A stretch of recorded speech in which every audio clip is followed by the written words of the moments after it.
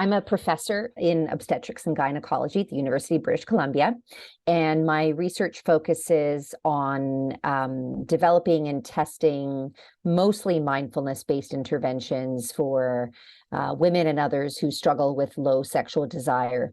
I'm also a registered psychologist and see people with sexual concerns in my clinical practice. Through your experience and your research, what do you think is one of the main contributing factors to sexual issues in women? To connect physically and intimately, and even in an intimate, non-sexual way, is really built into our DNA. We need to feel touched, to feel safe, to have companionship, for security. Humans are by definition social creatures. And there's been lots of research that's looked at the impact of not having social connection. And it pretty much impacts, every aspect of our well-being, our emotions. The brain changes when we lack touch, especially lack of touch from an early age. We know the long-term impact of early touch on attachment patterns that can predict, how anxious people will be in relationships later on in life, or other forms of, avoiding emotional intimacy later on in life, that all can be traced back to those early social and touch-related interactions from being an infant. I mean, there's even been studies of the fetus in the uterus and the impact of kind of the touch, the tactile environment on the developing fetus. And so we know a lot about the impact of touch and connection. Now, keep in mind, connection isn't only touch. Connection can also be emotional connection. But it seems to be that touch is really a core part of what helps people to feel connected to other people. That is fascinating to me. I actually had not heard that our attachment styles could be traced all the way back to either being in the womb or being an infant, and how much we're touched, but it makes a lot of sense. Yeah. You touched on the fact that touch is really important for us as human beings, and we know that. I'm curious your thoughts on this, because several members of Live Jasmine either have some type of disability or condition that either prevents them from having a normal social life or dating life. Mm-hmm. And so they're kind of seeking out that connection on through this parasocial relationship online. And there's never any touching, obviously. And I'm curious what your thoughts are on how beneficial or not that a relationship like that can be when there's never touch. It's a great question, and it's something that I think we should be studying. Like, we should actually measure what is the impact of these social but not tactile relationships on a person who is really wanting that and not able to experience that in their real day-to-day life. So if I were to guess, if I were to actually design that experiment and test it, I would guess that emotional connection that people get from that online environment is really, really valuable. It's personally meaningful for them.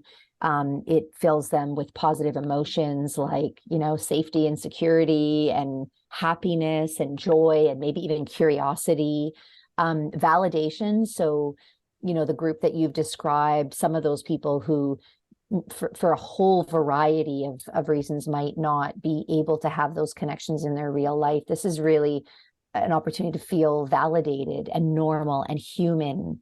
So I think in that way, it can be incredibly valuable. Again, I would love to measure that, or hopefully someone is measuring that.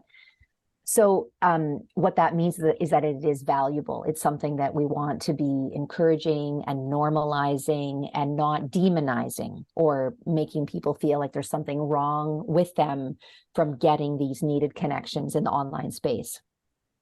I feel like that's the $1 million question, right? Because society as a whole, we're not quite yet comfortable with anything sexual, right? So we're still shaming and stigmatizing the models. We're still shaming and stigmatizing the members and the platform itself.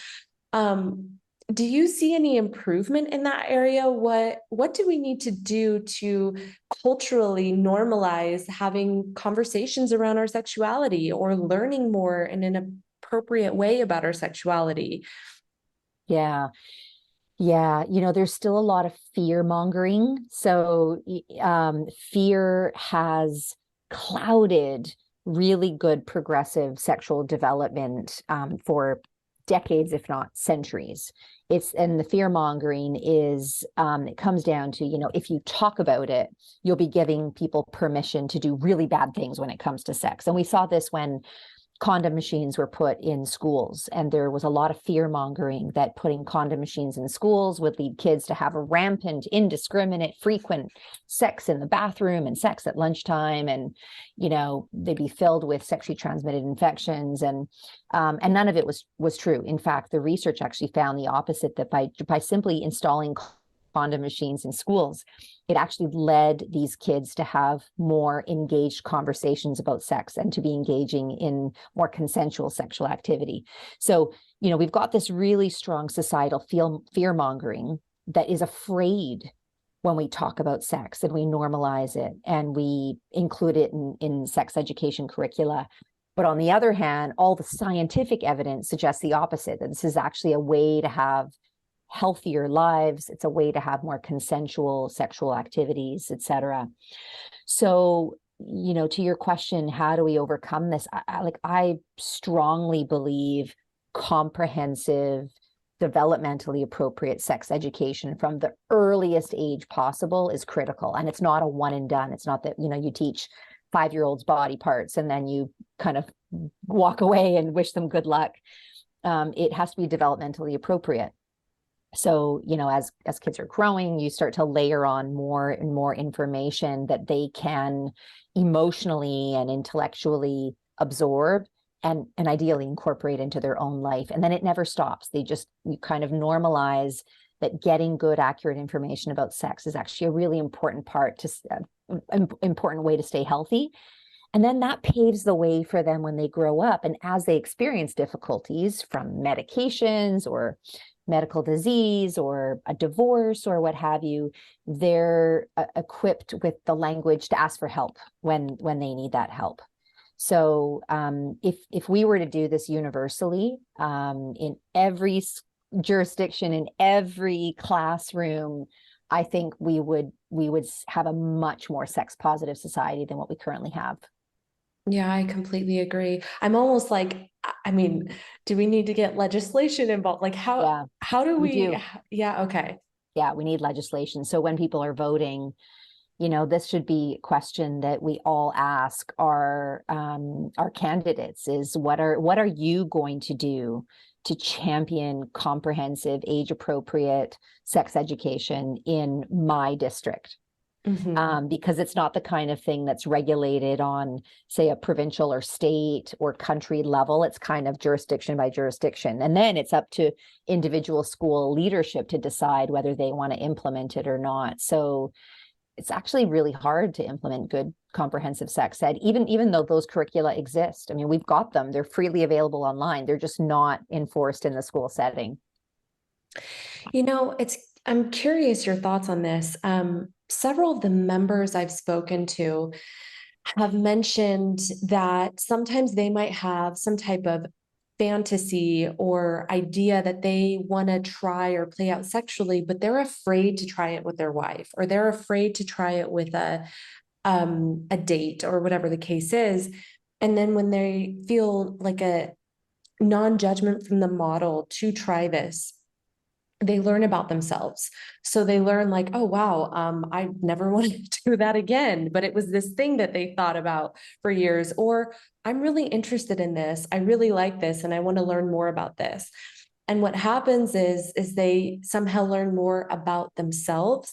And the model actually ends up learning more about herself because she's like, oh my gosh, I would never be into that, or I'm really into that. In your experience, have the women that you've worked with, for example, like, do they know about themselves sexually? Would you say that they have that confidence? Like, I know I like this. I know I'm not into this. Or is it still this? Because From what I feel, because we're not educated in a comprehensive way at starting at a young age, there's so many gaps for so many of us. Like we kind of Mm-hmm. just see our sexualities in many ways as just this like either procreative or Mm-hmm. just with a partner, like marriage partner or whatever Yeah. way. And we don't really know like we don't go much deeper than that. We stay Yeah. very shallow. And I'm curious, does that lead to sexual issues? And do you feel like in your research, your experience, the people you've dealt with, have they had this comprehensive knowledge about themselves? Mm-hmm. Yeah. So the folks I see, in my office or online, they represent people who are having problems with their sexual desire, lack of pleasure, lack of communication with a partner. So they're people they are the ones who are wanting help. And looking back, I'd say the vast majority of them, and you hear this like in the groups that we run, you will show them an image of the vulva and we'll go through all the different parts, the clitoral shaft and the labia majora, and here's the perineum, and et cetera, et cetera. And the vast majority will say, oh my gosh, I had no idea that this is what it looked like, or that this is what terms were called. I just called the whole thing a vagina, right? And so that's another real problem, is that so many people actually don't know the normal terms for their own genital parts. Much better when it comes to male bodies, and far less when it comes to female bodies. I know that there was some kind of interviews that were circulating in social media that were interviewing men about, female genitalia. And one of the questions that was asked was, can a woman urinate if she's wearing a tampon? And some of the respondents said no. And, so their belief was like, does that mean that menstrual fluid and urine come from the same hole? That was their belief. So yeah, really low levels of body and anatomy awareness, which is really problematic, because then when you have a problem, you don't know where it is. I'm curious, what psychological deficits are we experiencing because of that? Just that we don't even know, we literally, many of us don't know ourselves on an even physical level, Yeah. And so is that symbolic? Do we not really fully know ourselves? Are we having higher rates of anxiety or depression because we haven't really like explored ourselves? Mm-hmm. And we're basically in a society that says, yeah, and don't do it and Mm-hmm. don't talk about it if you do. Mm-hmm. God, Yeah. don't talk about it, Yeah. And then don't think about it either, because if you think about it, then that's wrong and sinful as well. Right, right. Yeah, there's that whole other religious component to it. Yeah, where we get Yeah, that guilt and the shame. there's lots of layers to it. I mean, there's if we're talking about purely on an emotional level, there's secrecy and shame.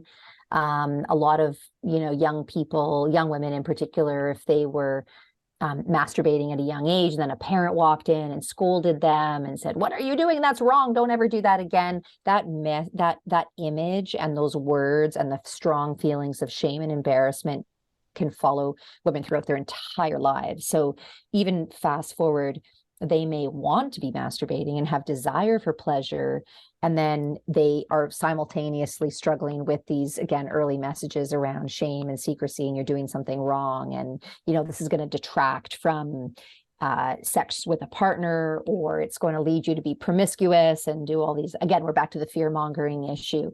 So yeah, the emotions that go along with that are, pretty heavy, pretty significant, and can follow people. And then pair that with not talking about it openly, not talking with friends, not kind of checking things out with other people that you know and trust, not talking to qualified healthcare providers. It just compounds the negative feelings of shame and secrecy. And it's the biggest reason why most women with sexual problems will never reach out for help. They might jump online and ask Dr. Google, and who knows where that's going to take them. But the vast majority will never actually seek help from a healthcare provider. Where do you feel or think that sex tech fits into this?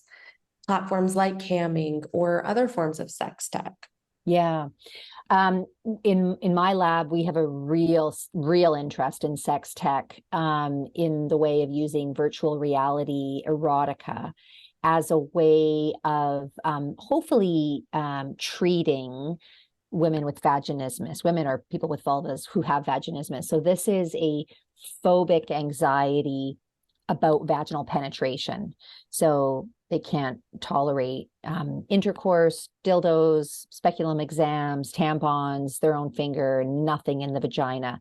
It creates so much fear and anxiety to the point of having a panic attack. So it's a diagnosable condition we call vaginismus. And I see lots of people with vaginismus in my office. We've created a simulated environment where they come into the controlled research setting, they put on the VR headset, and they view very immersive sexual scenes where from the first person point of view, they actually feel like they are engaging in sex with the partner. And I've tried the headset on, and it really is lifelike, like you really do feel. So what's great about this VR environment is that they have the full immersive psychological experience of having engaged in penetration, but there's no physical contact. So they're not feeling pain. They're not feeling discomfort at the vulva or vagina. And it's positioning them with a lot of confidence to be able to go home and engage with the dilators, because they've kind of had this, step in the right direction of exposure. So we're really excited about that. We haven't analyzed the study yet, but we're pretty hopeful that this sex tech might be a real boost to helping women with vaginismus. So I think sex tech is probably the future. I mean, we're doing online sex therapy now. There's a lot that we can do in the virtual environment when it comes to improving sexual problems and improving sex lives that we could never do before. We can actually go into people's bedrooms with them, and they can show us their sex toys, they can show us their lube. So I'm really excited about the future of that. And as a scientist, I think it's really important that we're evaluating these things as we go along. Absolutely. Absolutely. Yeah, that's really interesting. I mean, my mind is a little bit blown, to be honest. First of all, I had no idea about the condition. Yeah. I mean, I'm not surprised that something like that exists, but I didn't know it for sure. Mm-hmm. And then now to hear that there's this VR sex tech that actually makes you feel like a partner is, engaging with you in that way. Yeah. Just to like prime your brain, like this is okay. See, this is nice, and and it does remind me, honestly, a lot of what certain members have shared with me that they're able to experience with this model, because it's like this safe environment. There's no judgment. They don't know anyone, you can kind of go there, and it's almost a guarantee that the member will have a positive experience. Yeah.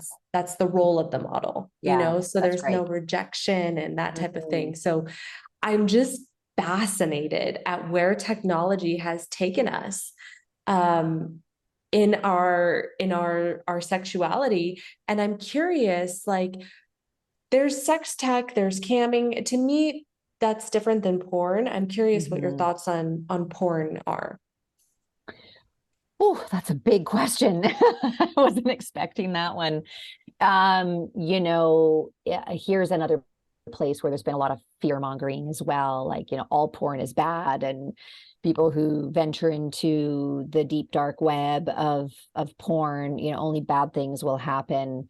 And there definitely have been some real stories of negative outcomes of that, including exploitation and child pornography, et cetera, et cetera.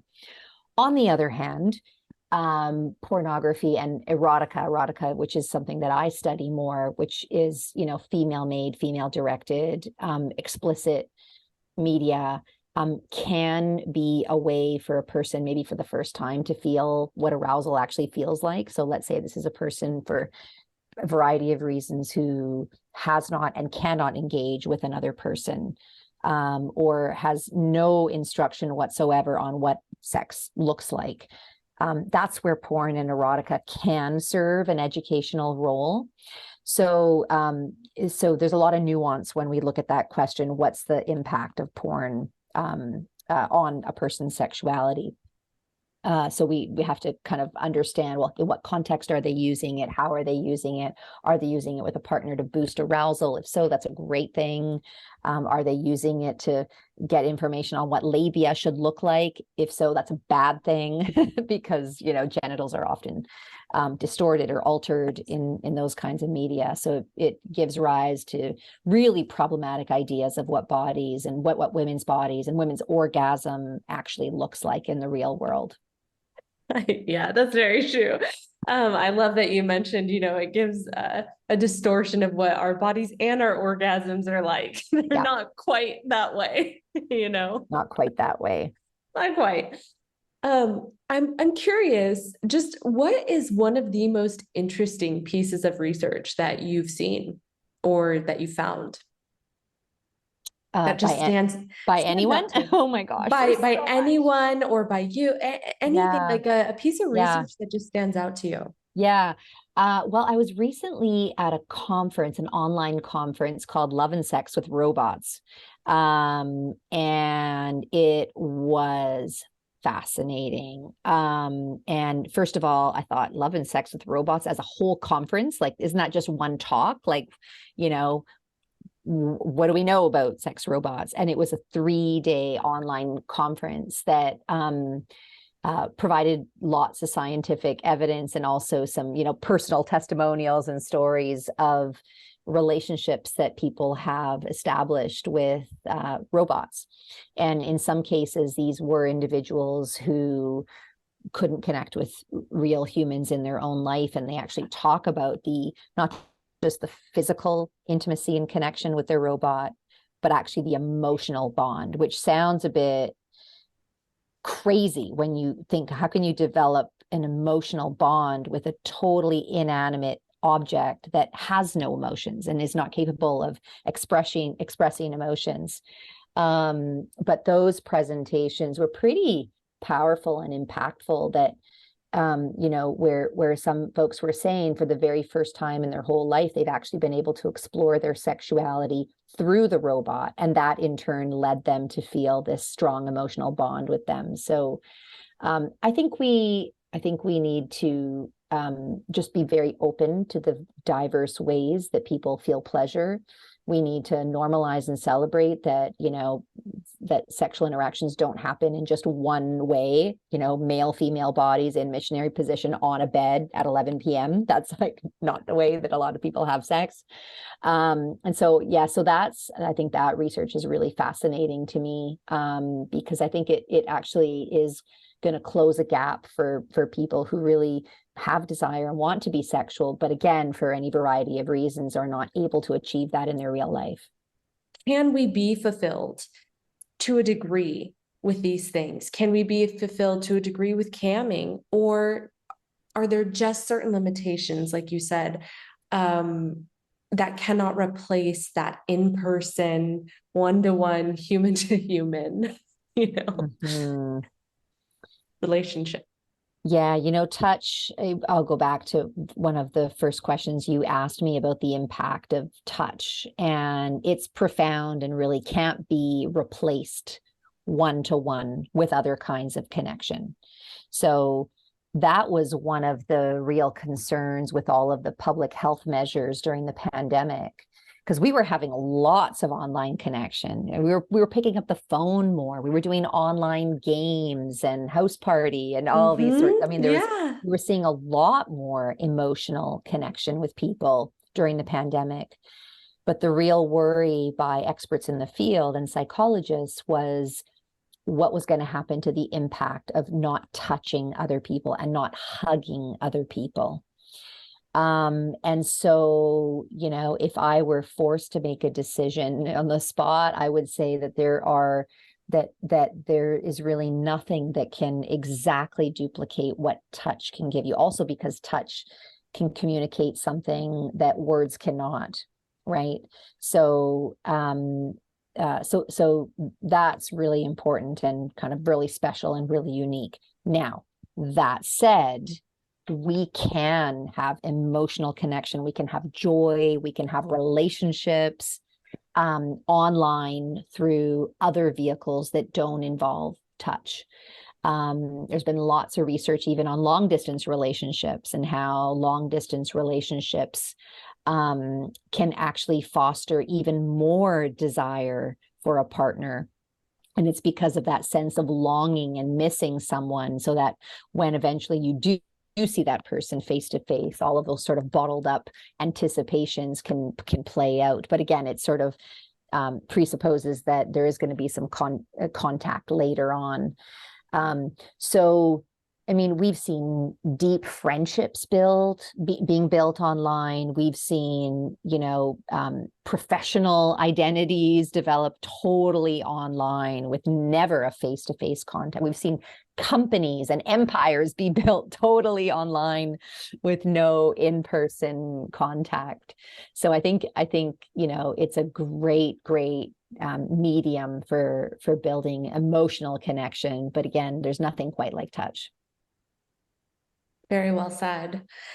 I think we've kind of touched on it, but one of the biggest takeaways that I've had in our conversation, and I've gotten this sense in others as well, is our work really is around our dialogue with each other around sexuality. That's really where we have to start. And of course, there's still hope for the younger generation, if we can try and get into how we educate them. Because there isn't the proper litigation or education in place, it sounds like it has to start at home with children right now. What are your thoughts there? Like, how do we move forward in a more sex positive society where we're not shaming people who are engaging in sex tech or camming or VR? What do we do? Yeah. I mean, ideally, when you first said it needs to start in home, I did have a little reflex of, ooh, and that is because not every home is safe to be having education. So if if parents have real sex negative views, or are transphobic or homophobic or just sex phobic in general, then starting in the home is probably not the safest place for a young person to get sex education. But ideally, in an ideal world, yes, absolutely what you said is true, that from the youngest possible age, once kids start asking questions like, Mommy, why is that cat jumping on top of the other cat? Is that cat attacking another cat? That, when that little kid is 3-4 years old, that's the first kind of introduction into sexual activity. And it just sort of builds over time and it's normalized. And I also really feel strongly that, a child who is old enough to ask a question about sex is old enough to have the answer to it. Because that's often what I get asked is, what's the right age to start having these conversations? And it's essentially once they start asking, and also for looking for those opportunities to educate for those kids that don't ask. But that would be ideal, is that, parents felt empowered, had access to the information, felt comfortable enough to answer questions of kids when they asked it, and that this is ongoing and repeated for, as many years as that child is in that home environment, so that when that child starts to have relationships or starts engaging in sex or starts engaging in masturbation, or, parent walks in and sees Pornhub open on their phone, that they can have a conversation about that and make sure that that person is safe, that they're engaging in consensual activities, that they have access to contraception, that they know how to monitor their body for any signs of sexually transmitted infection, that they know the language of repeated and enthusiastic consent, and all of those sorts of things. Very well said. Yeah. Thank you so much. Oh, my pleasure. These were great questions. Hopefully your listeners will find them interesting too. I think so. Absolutely. I mean, you've blown my mind multiple times in this interview. I'm seriously going to go and research a few things myself now, because I actually had not heard about a few of the things you brought up. Yeah. Your questions were really good, really informed, and I enjoyed our conversation. Thank you. I did as well. Thank you.